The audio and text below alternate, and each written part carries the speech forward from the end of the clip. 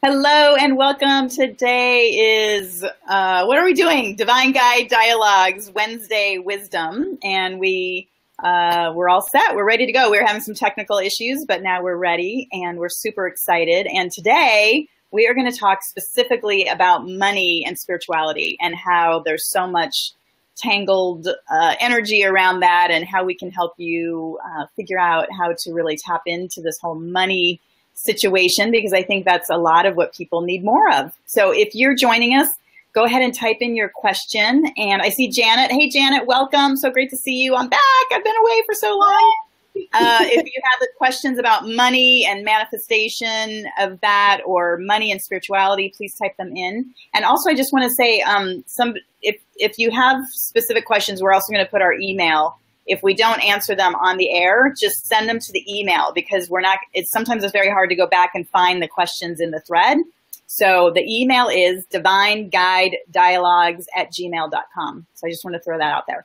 And of course, Golden Duffy. Hi. And she's here. Hello, Golden. How are you, babe? I'm so good. I'm really good. And this subject is near and dear to my heart because I've had lots of money and I've had no money. So I feel like I'm pretty much an expert at this point in my life as far as letting the money flow and understanding the energy of money. So I'm excited about this subject. I really am. It's going to be good. Yeah, I know. And again, I think on Monday we talked about just manifestation in general and how, we manifested. I manifested a house.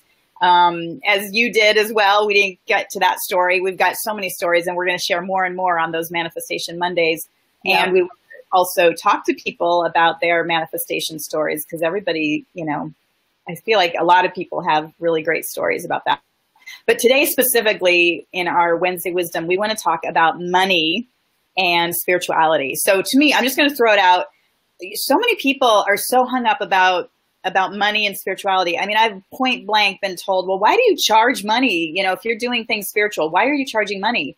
And I'm always taken aback, because I'm like, well, for example, I feel like artists as well as singers as well, anybody doing their divine work here, which, singers, artists, even athletes, people that are using their bodies, to do things, and they're creating and they're making lots of money. I mean, actors, actresses, and nobody seems to equate that with spirituality, but yet somebody that can talk to the other side, for goodness sakes, which I think is pretty priceless.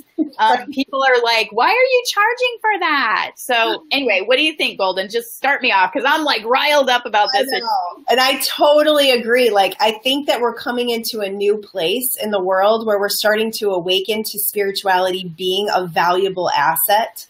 We put so much value on things like movie stars and the fame and they make so much money that we've kind of left out the real world, which is the internal world and the spiritual world. So, I've had my own things going on with my business as far as learning how valuable I am and seeing what I create in people's lives that's helped me to charge the correct amount of money that's going to help me to become abundant, but also to give them the value for their money. Right. Like, we're giving them so much. When you connect with a non-physical entity, or when you connect with divine connection and you allow them to do that as well and help them to release all these like lower things from their childhood, like, how can you, I've had people tell me this is like worth 40 years of therapy. I'm like, well, how much would 40 years of therapy cost? Right?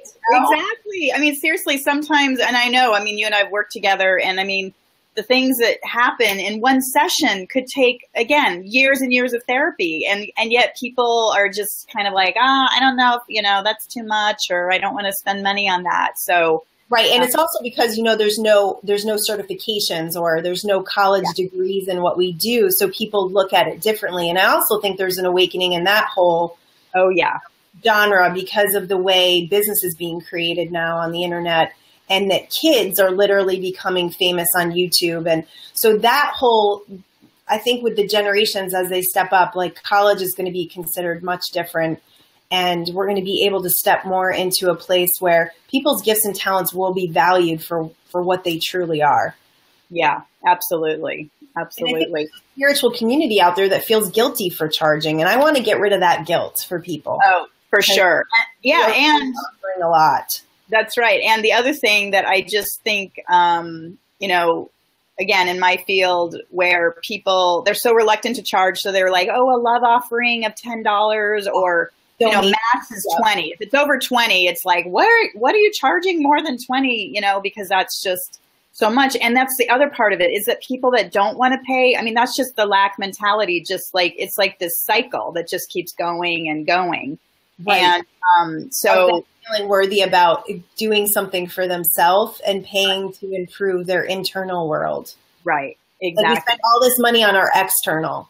What do we spend? You know, do we spend money on our internal and really healing ourselves and becoming more and becoming greater?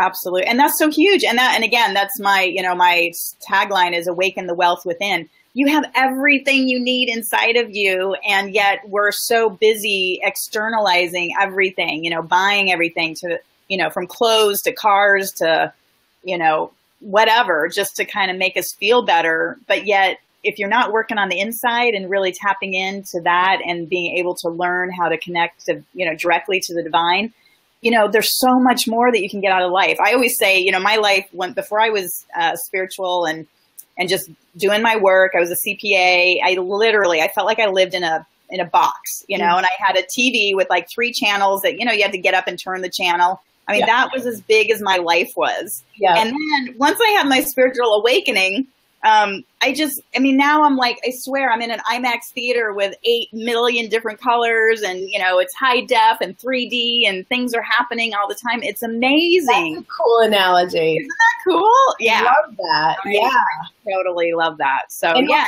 having the ability to change the channels, you know? Right. Yeah. Right? And I can manifest what you want. I mean, here I am. Hello, living in Hawaii. I mean, it's like, this is amazing. So, I just want to be the best friend who lives in Hawaii. So. That's right. That's right. Exactly. I just want to say hello to a couple people. So, and also Janet had a great question, which I want to bring up because it's specifically, and I feel like this was divinely guided. Her question. But I want to say hi to Tracy. Hey, Tracy and Lynn. Hello. And I know it's been a long time since I've been on. But Janet said, I've been trying to be more giving and not hoard money. It doesn't seem to be bringing me more abundance. What am I doing incorrectly? So let me just tell you the story because this is so great, Janet. Thank you. So my dad, he was a hoarder of money. I mean, he was like, I swear, he would like make money and just squirrel it away. And he'd bring out his asset or his balance sheet and be like, look, Lisa, look, you know, I'm a millionaire now or whatever. And I'm just like, Dad, like, you're so weird. Why are you doing this? Why are you, you know, so obsessed? And he even said that his tax accountant said, you need to start spending more money because when you die, you're going to have all these taxes and, you know, you need to go spend on yourself. But instead, he was all about trying to amass as much as he could. Meanwhile, he goes in for elective surgery and gets an infection and he dies. Okay. Well, then he came to me and I channeled this whole thing from him about lack of circulation. And that's what he died of because ultimately his body just shut down because of lack of circulation. And he's like, oh my God, Lisa, I now understand. I was supposed to be circulating that money, not hoarding it, because what he did is he created what he was doing on the outside is what he created on the inside. And I mean, I've got chills as I'm saying it because people don't realize that your external world is either a reflection of your internal world or your external world is then, you know, creating, you know, your internal world. Right. So it can go both ways. You can either be, you know, taking your internal and putting it out, which I feel like that's what I'm doing now, versus taking your external and like my husband who got sick. Even after he had cancer, he didn't change his eating habits. He didn't change anything. He continued drinking 2-liter Diet Dr. Pepper every single day. And I'm convinced, you know, he took his external world and dumped it inside and it just, you know, his body got destroyed. So anyway, sorry, I'm just like, so hyped up on this issue. You're so good. Good energy. So as far as Janet, so what do you think? She's trying to be more giving, but and not hoard money. So great. That's a great first step. But I still feel there's another block there that's not happening. So what do you think? I can feel the block. But first of all, I want to say, when it comes to manifesting, your physical world needs a little bit of time to catch up to your internal world. So as you begin to change, if you keep looking at your present day circumstances, like your finances, and you go, they're not changing, well, then you're activating them not to change. So give a little space to allow yourself to react differently to circumstances, to feel the generosity. Like if you're only giving money because you want your circumstances to change, then your intention behind it is kind of muddy. That's right. I love that. There are so many. See, this is why we need to have obviously all these conversations, because it is so deep. There are so many different levels. Like okay, I'm donating to charity. I'm donating to charity, but why are you donating to charity? Yes. Well, where's my kickback? Where's my kickback? I'm giving. Why am I not getting? Yes. When you give through the generosity of your heart and you believe in the flow of money. So that money is an energy, just like everything else. There's a flow. When you believe that there's a flow, when you give it out, you won't feel that, oh, I hope I get something back for this. You'll just know that there's a flow. It's in and out, in and out. And that's how money works. So then you don't have to hold on to it so tight. Janet, I think you are really close. I think you're at a great place where things are going to start to shift. But just pay attention to how you feel about it when you do give the money. If you do feel, constricted when you're giving it, then you need to do some breathing exercises around it and ask yourself why you're living in so much fear. Yeah, that's perfect. I love that. So thank you, Janet. And hi, Dorothy. Good to see you too. And okay, good. Janet says, okay, so good. So that was a really great lesson, because it's so true. We need to look at, it's like that, are you just doing something because you want the result, as opposed to just truly from your heart and just turning it over and surrendering and just allowing the universe to care for you. Because again, you were talking about how you hardly ever, you don't do any marketing. Like your clients, your last 30 or 40 clients have just come to you, and I've got chills of them saying it, because Spirit's like, yeah, this is a great topic. So tell us what you've been doing or not doing in this case, and how your clients are coming to you. Well, it's funny because 2 years ago, I moved from Connecticut, and when I lived in Connecticut, I did lots of free speaking, which I love to speak. And I eventually will get back into speaking, because I do believe it's part of this is speaking. So I'm back in. Hello. So I used to go to a lot of networking events, and I would spend hours and hours of my life speaking. And what You're so good at it too. That's where we met. So it was all fun. Exactly. I wouldn't have Lisa if it wasn't for that. That's right. That was the one great thing that came out of that networking group. The only great thing, I think. And that's priceless, right? Woo! Priceless, there's no doubt.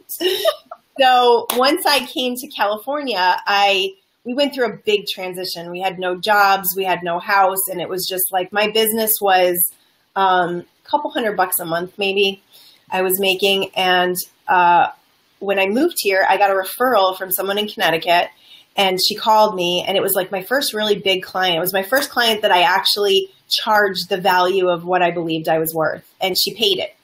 And then she referred me to somebody else, and then somebody else, and then somebody else. And then people would call me out of the blue that I just, friends with on Facebook. I'd helped them in the past or whatever. And literally I've done no marketing. My branding on Facebook is just my life. It's just me being myself. It's me sharing the things that I learn.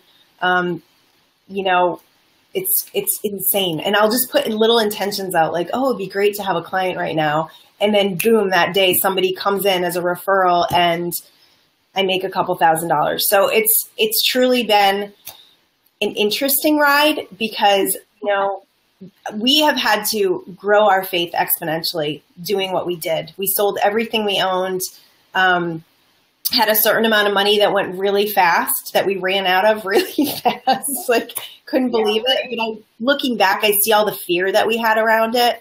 We thought we had a lot of money, but it was like, oh, it's going. Mm-hmm. So, to getting jobs that weren't paying enough, to creating our own businesses and taking control and realizing that we had the power, but watching divine energy through the whole thing, supplying whenever we had a need.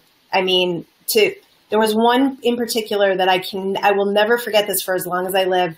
We had $40 in our bank account, and I went to Trader Joe's, and I was with the girls, and I just refused to react in the same way, with fear, with depression, with all the things that I used to react with. And I decided to just go in there and buy shrimp and langostinos, which are like expensive, right? I'm like, I'm going to buy these. I feel good. I'm spending my last $40, but I know there's more. I know there's more, because divine energy takes care of me. So I bought my groceries. I walked out and I looked down and there was $100 on the ground. And I knew, like, I looked up and I was like, you got me. I know you got me. And it was like, and I came home and my husband had the same reaction. He was like, that's a freaking miracle. I'm like, I know, we have nothing to worry about. Yeah. And through all of these processes, our faith has grown exponentially. Absolutely. And so, like I said, we have had a lot of money and that's been super fun. But when you don't have a lot of money, it can still be super fun. And I think that's what we're realizing is your reactions change as you grow and expand. Yeah. And bottom line, like the universe, source energy, God, whatever you want to call it, you know, that resonates with you. I mean, we are so taken care of, you know, that's kind of the ironic part. And that again, going back to my dad's story, once he died and then he channeled through me, he's like, oh my God, I totally missed the boat. Like I just was so not in tune with the whole idea of circulating money and just knowing that there was always going to be enough.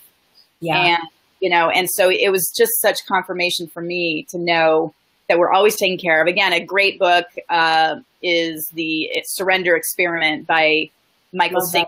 And talk about, I mean, he just wanted to meditate in the woods. That's all he wanted to do. And by the end of the book, here's a spoiler alert, but he ends up being the CEO or the chairman of the board or whatever it was of some multi-million-dollar company. And he just literally, it's so unexpected. And he literally just let divine wisdom just speak to him, and just whatever opportunity came up, he just said yes, even though like his body is like, I don't want to do that. But he just kept saying yes, yes, yes. And it just led him and supported him. And he's an amazing, I love his writing. The Untethered Soul is another great book. And that was how he got through the whole, experience that was kind of the how-to book, I guess. Yeah, that book actually helped me get real mind control and to understand that my mind and my thoughts are not me. Absolutely. That's one of my all-time favorite books. Oh, excuse me. Somebody's calling. There we go. I thought I had everything turned off and then popular. Yeah, so it's called The Untethered Soul by Michael Singer. And the other book I want to share is just when we're touching on these finances is Frances Scovel Shinn, The Game of Life and How to Play It. She wrote this book in the 1940s, right around the time of Think and Grow Rich. And her book is phenomenal. It has affirmations. It actually takes the law of attraction and puts it in the Bible form. So it like takes scripture and kind of says what Jesus really meant if you're thinking about it in terms of the law of attraction and how you attract things into your life. So it is, I mean, that book got me through some serious times when I was just like holding on with my fingernails, just feeling like, there's a thread. I'm just holding on. But she got me through. So I highly recommend that book too. That's fantastic. And I'm so excited because I know you lent me your copy. So it's here amongst my piles of things that I need to put away. I just wanted to give a shout out. I see my 2 Lisas are on there. Hey guys, I know it's been so long. I've been through a lot of transition the last couple months, and I'm not quite there to be talking about it, but I'm back. You're looking good. You're looking so good. Even though my singing bowl, I don't know if you saw that, I posted it, but it got shattered. It didn't make it in the mail, which again, not a surprise, but anyway, time for a new singing bowl. So that's exciting. And I've already got hooked up. I've got at least two people that are expert singing bowl people that have reached out. So I know I'm well taken care of. Wait to see the new shiny one. So yeah, that's exciting. Absolutely. So what else is coming up for you around the money and spirituality? There's a book out by Michael Bernard Beckwith called Spiritual Liberation. And he talks about how, and this was an epiphany for me. And actually the same thing was written in Do You Quantum Think by Diane Collins, which is one of my favorite books on quantum physics. But you got to be kind of like into the science stuff to really, I had to read that book a lot because it's deep and heavy, but Diane's amazing. So it talks about how our income, our money does not come from our jobs, that our income and our money comes from our divine connection through our divine source of who we're connected to. So it's like that Bible quote about how, if he's going to feed the birds, of course he's going to feed you. So like when you believe in that, when you really connect to that, you open all of your possibilities. We literally got a check from our mortgage company for $2,500 when our house was in foreclosure. I mean, these things are unheard of. And yes, I'm putting myself out there in this podcast, sharing all of my things about how insane our system is and how, yeah, we did lose a house and we gave a house back. We didn't lose it. I don't like to say we lost it. We gave it back. Right. And then they gave you money. And then they gave us money. I mean, that is unheard of. Like, it's like getting money from the IRS, right? Oh, totally. Oh, totally. Like, oh my goodness. It doesn't happen, right? Oh my gosh. So it's a lot of fun to be in this energy of allowing mailbox money. We call it mailbox money because we've had lots of miracles come through the mailbox. And just knowing that, we used to say this all the time, I have a feeling that money's going to come in the mailbox today, and then it would. And it's just so fun to live like that because your income can come from multiple sources. I love it. I love it. I did kind of a similar thing. Jim Carrey, I think was it Jim Carrey? Somebody wrote a check for $1 million and put it in their wallet. Yeah. So anyway, every time I go to the mailbox, I'm like, oh my God, my $1 million check's going to be in there today. I love it. I haven't gotten it yet, but well, I did receive one, you know, when my husband died, I literally got like a $3 million check. So I've already had that experience one time in my life, but That's cool. I'd like to do that again. So it's possible. It's possible. You never know. I mean, again, you never know what circumstances you're going to be put into where you receive things like that either. That's another thing. You know, a lot of times, you know, people. That's why you can't get yourself so bogged down by bills that are 2 weeks from now because you have no idea what's going to happen in the next 2 weeks. I speak to my kids all the time. I have older kids. And when they call me and they're like, oh, I got this surprise bill and I'm so upset about it. I'm like, you got to get out of that energy. Because that energy blocks the flow from all the possibilities of what can come to you. And every time we have a bill due and I'm like, geez, I don't really know how that's going to happen. It happens because I don't get in the energy of, oh, we can't pay that. Right. Like, right. Well, because that's not due for 2 weeks. I don't even have to worry about that right now. Exactly. And it's funny because even a coach of mine used to say, just because you get a bill, that's not like, I mean, it's not, I forget exactly how he said it, but it's like, you don't have to pay it. I mean, it's just like, that's what's expected. And then our whole society is all about the shame and the this and that around. I mean, yes, you have an obligation to pay it, but at the end of the day, it's like, you know, if circumstances come up and you can't pay it, well, then you don't pay it, you know? Not like that. You know? No, exactly.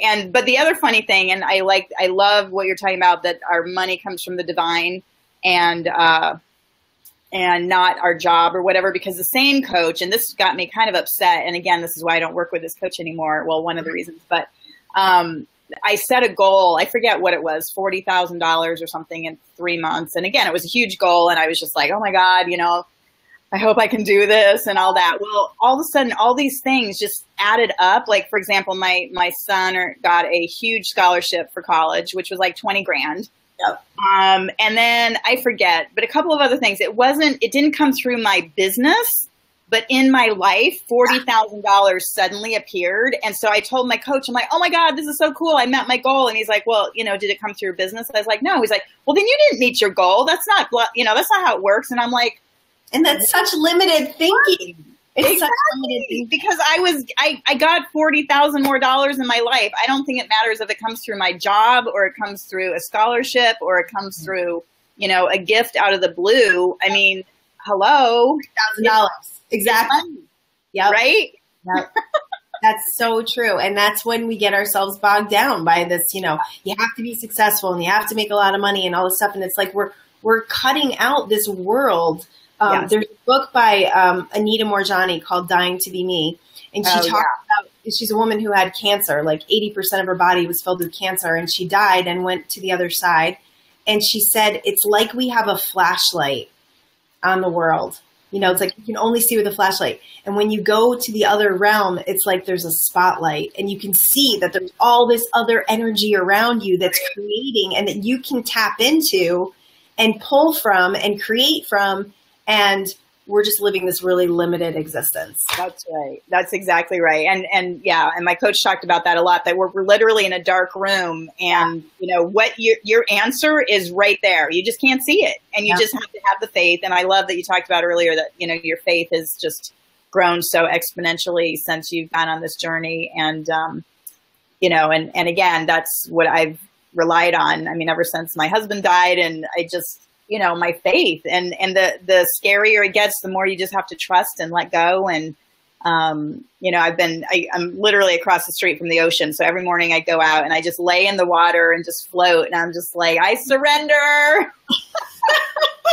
I love it. Floating there, you just feel like you're in space. You know, it's the most amazing. And I just feel like if more people could just surrender instead of being tied into their stories. I mean, how many people do we know just have a story and they get so, it's like a route, you know, like a, what is it? Like a route or whatever. It's just a like, rut. Talks about like the dog path, like when a dog is on a dog house and they run that path around, that's as far as their leash will go. So that's what happens in your brain. You have these neural pathways, and then you create from that neural pathway because it's your past experience. Like I've seen people do this all the time, and they'll try to put their stuff on you. Like, this was my experience with that, so you don't want to do that. And I'm always like, my experience, like I'm creating from me. I'm not going to create your experience because that experience sucked, you know? Right. So it's about changing your brain, like changing the way you think about things and going, all right, well, that was my experience in the past. What do I want to create? That is such a powerful thing to say in your life. What do I want to create? What do I want to experience? And then that will shift the energy towards what you really do want to create. Yeah, I love that. And I think that's probably one of the biggest tips maybe in this is it's all about your thoughts. You know, your thoughts create things. So if you're always thinking about, you're worrying, you're scared, you're fearful, you know, I don't know how I'm going to pay it. Well, guess what? That is just reflected right back to you. So yeah, so you don't have money. There, you know, there is lack. There, things break down. I mean, all you're doing is you're asking for the universe to give you that experience. More of the same. So if you can flip that experience or those thoughts into, you know, I mean, even write them down so that you know, and put them somewhere that you can see them, that it's all about, you know, I attract abundance. Everything comes easily to me. My life is, you know, I'm surrendering my life to the universe. I'm so excited about what's going to happen, and it's going to be even better than I can imagine. You know, I mean, just the energy and even saying those words feels so much better. Yeah. Yeah. And also, you know, taking yourself to a place where you start looking for things in your life that are good. I think oftentimes, like, we could have 10 things that are going right and one thing that's going wrong, and we focus on that one thing that's going wrong. So then those 10 things start to go wrong. Yes. You know? And so it's about looking outside of yourself and going, well, what do I have in my life? Wow, I can get up and walk around. I can see, I can hear, I can eat. You know, all of the things that, you know, we just had this whole house thing with the toilet leaking. And I was like literally taking myself into, okay, what do I have right now? I just took a shower. I feel really good about that. My bathroom, my bedroom is untouched. Love that.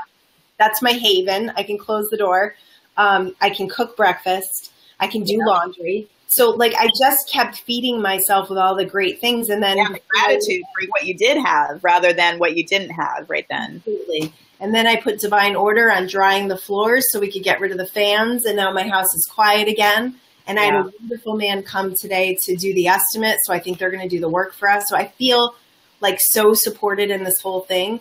But if I had gotten myself like really anxious and really stressed out and really pissed off, I think it would have taken longer for the floors to dry. There would have been more problems. So really, we do create. We absolutely create our experiences. Absolutely. It's really amazing. And again, when you're able to step out of the drama and look and see your thoughts crossing through. And that's that whole book about the untethered soul. It's really about observing your thoughts and realizing that, you know, many times that they just take you down a rabbit hole, and that's where you get caught up in the drama, and then you tie into your story, and then you start telling your story to everybody else. And then it just gets bigger and bigger and bigger because that's what you're creating. You're, you know, unleashing this energy, which is just creating more of the same. So when you find yourself stressed out, you don't have enough money, and, you know, the best thing to do is tap into your spirituality, go meditate, go, you know, just sit down, relax, take an assessment of what's working in your life. I love that. You know, be grateful. The gratitude is probably one of the best prescriptions across the board, you know, and that was, I mean, I remember back in the Oprah days. Appreciation and love are the highest vibrations. That's right. put yourself in those vibrations, what happens is you're going to tap into your divine connection, and then you're going to be influenced by that energy and by that higher thought form. That's a higher thought form. I had an instance when I was just recently, about a month ago, I was in bed and I woke up in the middle of the night and I was racked with worry and concern. I've got teenagers. Right, yeah. 4 daughters. That's a lot to worry about. And the prelim thing hadn't even happened yet. So it was like just silly stuff, apparently. And I was just really just feeling concerned. And then I remembered that I have this tool of meditating. So I was like, okay, I'm just going to get into that blank space. So I invited divine energy in and I just got in this blank space. And then all of a sudden I could feel my body being flooded with everything I love and everything I'm good at and everything that's good in my life. And I knew that it was a higher thought form that I grabbed, because law of attraction has momentum. So if you grab the lower forms, you're going to find more reasons to feel that way. The universe is going to activate more reasons for you to feel that way. When you're in the higher vibration, you're literally bringing those things to you that give you more reasons to feel that way. And you change the energy. You shift the energy. That's right. That is wonderful. Look, I just popped up Renee's comment here. Hi, I love this. I love you, Renee. Thank you for that. We love you being here. Yeah, no, this is such great conversation. And it's so exciting to be here with Golden and myself. And we were just together in California, and actually your daughter is over here in Maui now, which I love. So there's great connection here. And there's such a shift in momentum on the planet right now. And even though feels like there's some, shadow energy and some craziness going on around there, that's all the more reason, instead of dwelling on that craziness and that darkness, it's about, if you go in your own heart and you turn on your light and let that shine, that's going to change the world. I mean, again, I've got chills. I mean, my arms are just like, my hair is sticking straight up. It's the answer to everything. It really is. Yes, it's the answer. It's the answer to nothing else matters. Nothing. Anything. Yep. It's just applying. So all you can do is be in charge of yourself and put yourself in a good thinking area, space. Send out love to the world. If you feel like you don't have anything to be grateful for or thankful for, then just the fact that you're breathing. I mean, think about people that have emphysema, who can't breathe, or, you have sight. And again, there's people that are blind, and I know they appreciate their life too, because they have other things, but there's so many things to be grateful for, and people just get stuck on what they're not grateful for. And then again, whatever you focus on expands. So it's so good. So smart. Yeah. That was awesome. Well, I think we're going to wrap it up. I mean, I don't know if we really have a time thing on this whole thing, but I think, do you have any? Yeah, no, I feel like we gave a lot of good stuff there for sure. Yeah. So I just want to shout out again, if you have questions about manifesting or about money and spirituality, we'll be on again Friday, but send us an email to divineguidedialogues@gmail.com. And we'll answer questions on live. And eventually this is going to be a podcast. We're just getting started with the Facebook Lives, and we're just having so much fun. So anything else? Anything else to say? I think that's a wrap. Yeah. All right. Well, peace out. You know what? Let's leave with an intention. I'll just leave with a really quick intention, since you did a little channeling for them last time. Just open myself up and see what comes through. Okay? I love it. All right. So I'm going to invite you all to close your eyes. And just take a nice deep breath. Our breath is our connection, and we don't necessarily take the time to pay attention. So allow yourself to come in, open the crown of your head, and allow all this beautiful love in it. So for all those listening, all those that tune in later, we want to set the intention for true abundance. For you to feel abundance and love, abundance and joy, abundance and freedom. We are there to be. Allowing the full wholeness, the full truth, and the full soul presence of who you came here to be. As we celebrate this life, because there's so much to celebrate, and as we celebrate our power to manifest, our power to create, our power to seek desires, and to know that our desires are there for a very important reason, that they are all an expression of the divine.